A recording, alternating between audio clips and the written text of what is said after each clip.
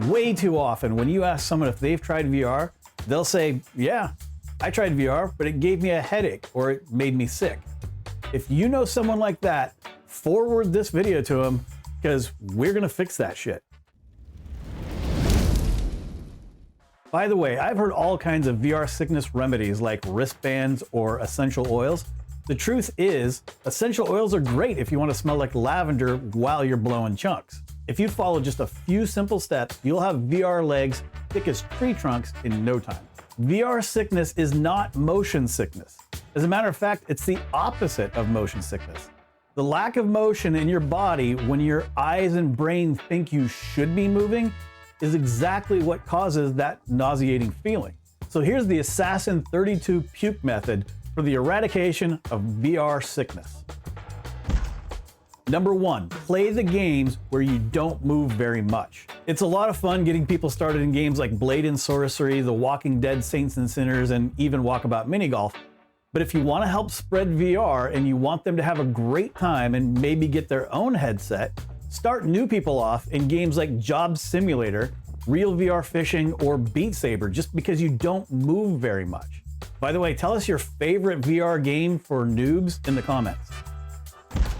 Tip number 2, utilize the comfort settings built into VR games. Over the years, smart VR game developers have been good about adding comfort settings to their VR games. Using these comfort settings will go a long way towards fending off VR sickness. There's teleport movement rather than smooth movement.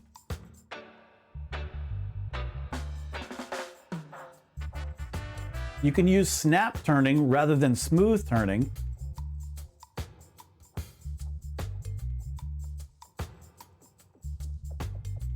And you can use the vignette to add sort of a tunnel vision, which will help prevent VR sickness when you're moving around.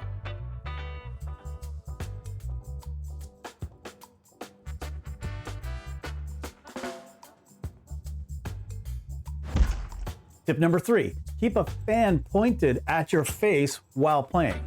Keeping a fan pointed at your face at all times will not only keep you cool, which goes a long way towards preventing nausea, it also helps center your brain in the room so you always know which way you're facing, even when you can't see. Tip number 4, end the game before you get sick. The moment you start feeling a little queasy, just end your VR gaming session. You don't want to train your brain that VR equals sickness. Just shut it down, relax a while, and maybe try again a little later. Whatever works for you, but don't turn it on again until you feel good. If that means adding a few minutes each day, add a few minutes each day.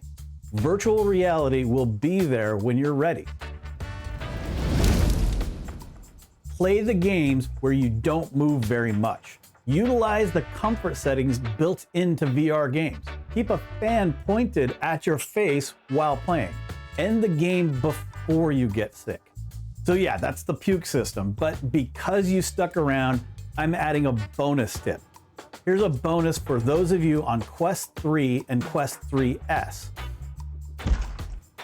Reality can be mixed.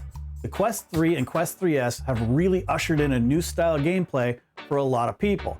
Mixed reality allows players to see the room they're in just fine, then adds virtual elements to that world. Games like 11 Table Tennis, Smash Drums, and Ocean Rift have a nice combination of mixed reality and very little movement necessary to play.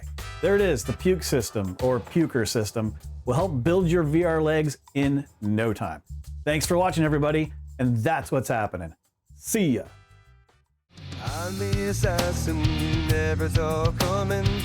You can try, but there's no point in running.